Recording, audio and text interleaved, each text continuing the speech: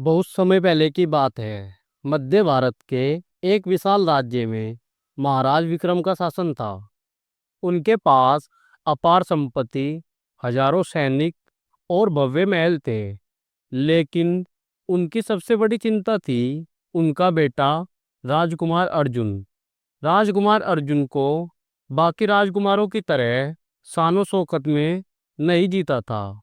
जहाँ दूसरे राजकुमार शिकार खेलने, घुड़सवारी और दावतों में व्यस्त रहते, वहाँ अर्जुन अपना समय घड़िया, रेतगढ़ी और जलगढ़ी को समझने में लगाता।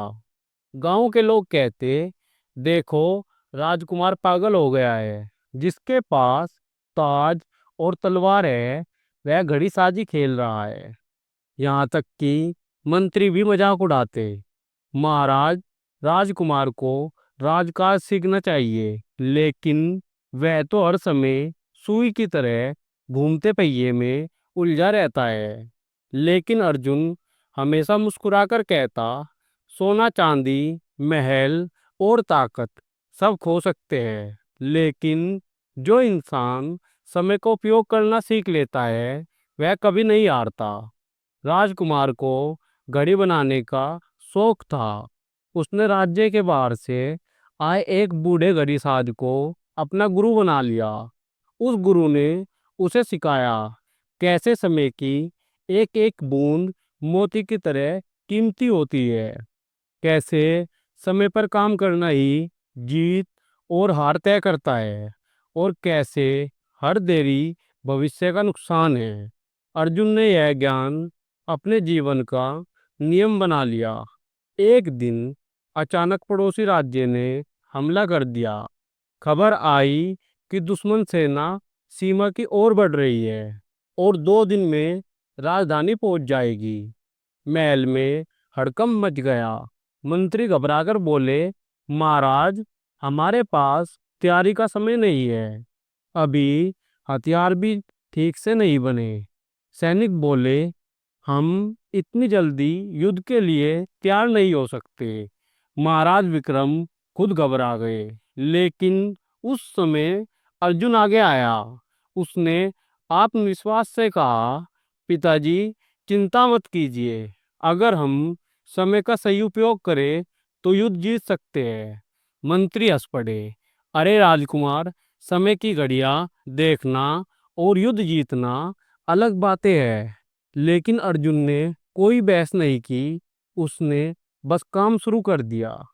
अर्जुन ने आदेश दिया, रात के तीसरे पहर यानी सुबह 4 बजे सभी सैनिकों को जगाया। सूर्योदय से पहले सभी हथियारों की मरम्मत पूरी हो, घोड़े और हाथी तैयार रहे, और सबसे जरूरी, सैनिकों को छोटे छोटे दलों में बांटकर सीमा की ओर बढ़ाया बढ़ाया जाए। सैनिक पहले चौंके, लेकिन राजकुमार की दृढ़ता देखकर उन्होंने काम शुरू कर दिया। पूरी सेना रात भर बिना आराम के जुटी रही। हर पल का हिसाब रखा गया। सूर्योदय होते ही अर्जुन खुद घोड़े पर सवार होकर सेना का नेतृत्व करने लगा। सीमा पर पहुंचते ही पता चला कि दुश्मन सेना अभी पहुंची भी नहीं है। राजकुमार ने तुरंत सैनिकों को छिपाकर पहाड़ियों और जंगलों में रणनीतिक जगहों पर खड़ा कर दिया। जब दोपहर में दुश्मन सेना पहुंची तो उन्हें लगा कि राज्य तैयार नहीं होगा। लेकिन अचानक चारों ओर से तीर की बारिश होने लगी। दुश्मन सेना हक्का बक्का रह गई। यह कैसे हो सकता है? इन्हें हमारी योजना पहले से कैसे पता थी? असल में अर्जुन ने समय का सही उपयोग किया था। जहां दुश्मन सोच रहा था कि राजधानी खाली होगी, वहां अर्जुन पहले से ही इंतजार कर रहा था। कुछ ही घंटों में युद्ध का पासा पलट गया। दुश्मन को हार मानकर वापस लौटना पड़ा। युद्ध के बाद पूरा राज्य अर्जुन की जय जयकार करने लगा। जो मंत्री और लोग उसका मजाक उड़ाते थे, अब वही उसकी तारीफ कर रहे थे। महाराज विक्रम ने गर्व से कहा, बेटा, आज तुमने साबित कर दिया कि राजकुमार वही नहीं जो तलवार से जीते हैं, बल्कि वे है जो समय से जीते हैं। अर्जुन मुस्कुराकर बोला, पिताजी, तलवार की धार गूंद हो सकती है, लेकिन समय की धार कभी नहीं हो सकती। जिसने समय को साथी बना लिया, वही असली विजेता है। इस कहानी से हमें यह सीख मिलती है, सोना चांदी, महल और सत्ता कभी भी छीन सकते हैं, लेकिन समय को सही ढंग से इस्तेमाल करने वाला हमेशा जीतता है।